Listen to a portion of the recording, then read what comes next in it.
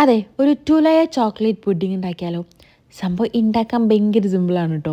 പെട്ടെന്നൊക്കെ ഒരു chocolate cravings വന്നാൽ ഉണ്ടാക്കാൻ പറ്റിയിട്ടുള്ള ഒരു ഐറ്റമാണ്.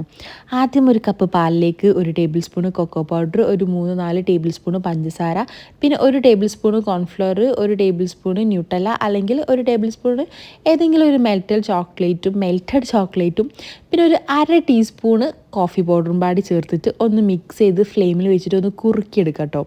ഇനി വേറൊരു പാത്രത്തിലേക്ക് കുറച്ച് കോഫി പൗഡറും അതിലേക്ക് കുറച്ച് മിൽക്കും വെള്ളം കൂടി മിക്സ് ചെയ്തിട്ട് മാറ്റി വെക്കാം. അത് ഈ ഒരു കേക്ക് ഒന്ന് വെറ്റ് ചെയ്യാൻ വേണ്ടിയിട്ടാണ് കേട്ടോ.